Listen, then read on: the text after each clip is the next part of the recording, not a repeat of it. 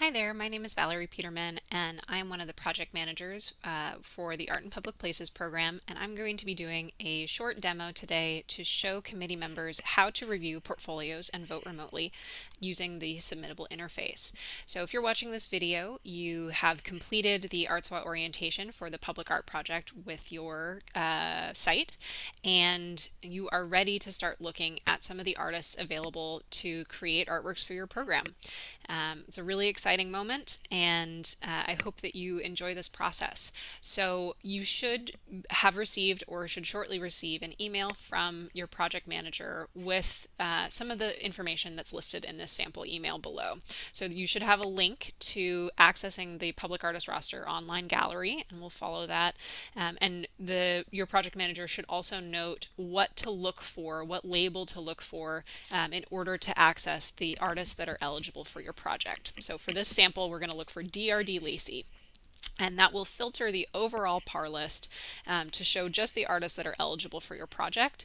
We build this list so that it's a little bit more tenable for committee members. The overall roster is 476 artists, and not all of those artists are willing to work to the budget that your project is.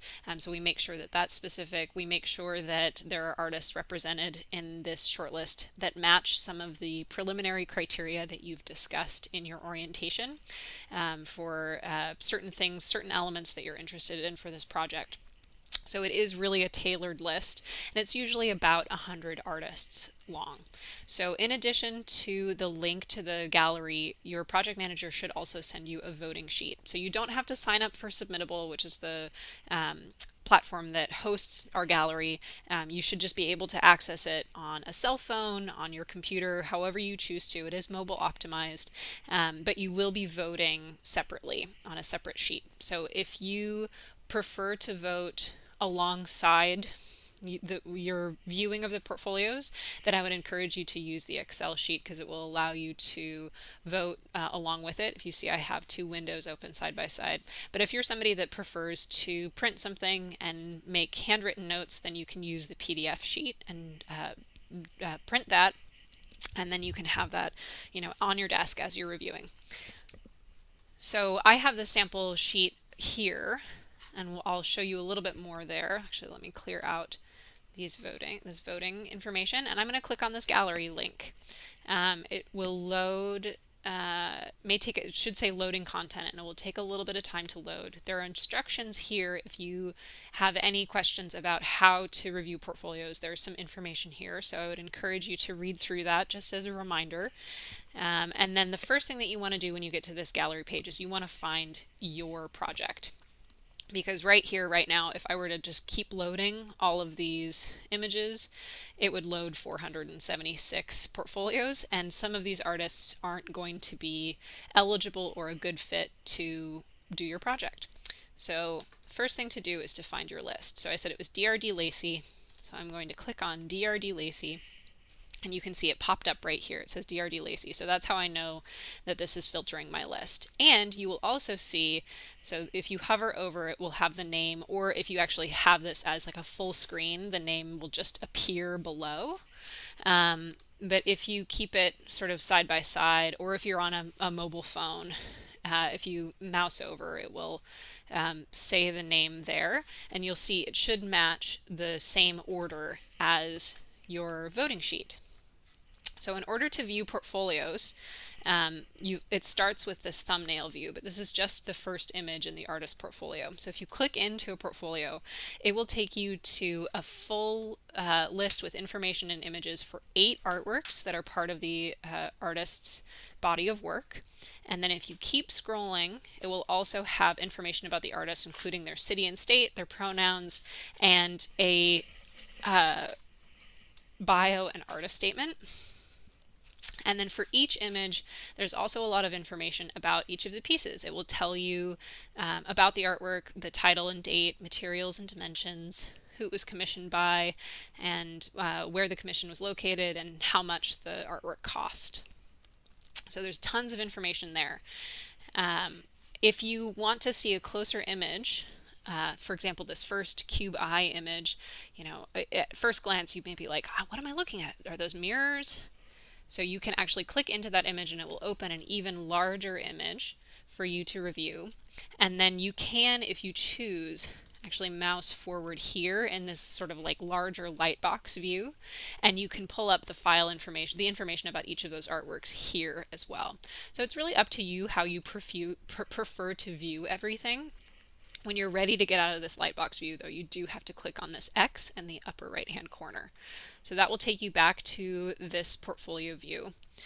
And basically, when you're reviewing portfolios, what we ask for this first round is that you just ask yourself if you like their work. Are you excited by it? This is really meant to be a temperature check or a gut check. It's not meant to be a refined list. If you like an artist, if you see something that you like in a portfolio, go ahead and say yes to them. So, for example, I think that this artist does some really interesting things with, with form, and I think that's really exciting. So I'm going to say yes to this artist. I think it's pretty cool. And I'm ready to move on to the next artist. So the thing that I'll say as you're reviewing artists, depending on how many artists you have to review for this first round, like I said, it's probably going to be about 100. There's no quota for how many yeses or how few yeses you can have. You can do as many or as few as you want. But what we do ask is that you have your own internal logic or consistency. Being consistent is just the most important thing. So, it would be a shame if you spent a lot of time on the first 10 portfolios and then just didn't spend any time on anything else. So it may be that you want to do sort of a first pass just with the thumbnail view, or maybe you want to do like really quickly look at the first few images in a portfolio without reading anything and then scroll to the next one and just give yourself little notes and then go back in more detail. Whatever works for you to really sort of get a feel for a portfolio, just so long as you are consistent with yourself. So one thing that I didn't mention that's actually very important is when you load your label name, if you get into gallery view here, it will have the label listed right here as well. So this should reinforce, it should match your voting sheet, it should say your project name here. If you're in that portfolio view and you keep advancing and you haven't loaded all of the portfolios all together, it can sometimes with Submittable forget what the label is as it's loading, as it's trying to load more portfolios. And so it can, when you're in that portfolio view, show you a portfolio that's not on the list. And so the first thing that you should do actually when you load, and this is in the instructions at the top, is to scroll all the way to the bottom. And I would suggest doing this anytime that you return to the gallery view. So if you see now, Kristen Tollefson's the last one on my list, and she's the last one listed here. So I've scrolled all the way to the bottom, and now I have everything here loaded, preloaded, which means that there's not going to be any snafus as I'm looking through portfolios in this view. So when I'm ready to vote, I'm going to just go to my voting sheet, or if you've printed it, you can say yes, no. And the passion here is really meant to be, do you feel really strongly about this portfolio? That's awesome. And that means that you want to talk about it. You want to advocate for it in the next meeting. The comments can be for yourself, it can be for the project manager, it can be, you can use it for whatever note-taking you want to do as you're going through to remind yourself a little bit of that portfolio, because you will have, we'll encourage you to have your score sheets in front of you during the next meeting as well. So once you are done, once you've completed your score sheets, you can just go ahead and send that back to your project manager. You will have a period of a couple of weeks to complete the online scoring, and we hope that you enjoy it. We hope that you really have fun looking through the artists that are available to do work. There's a lot of really amazing work being done, and we are so excited for you to get passionate about artists that you think are doing interesting work that you want to see potentially more from. So best of luck to you. Oh, actually, before we end, I did want to make one quick note.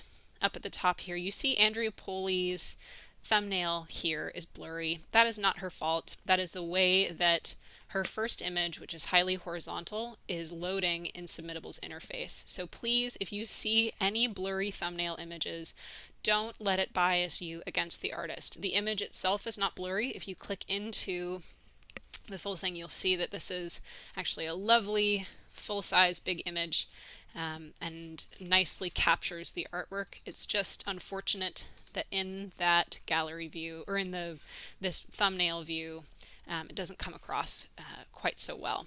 So with that, I will wish you the best of luck. Please reach out to your project managers if you have any questions as you're reviewing, and enjoy yourself. Thank you.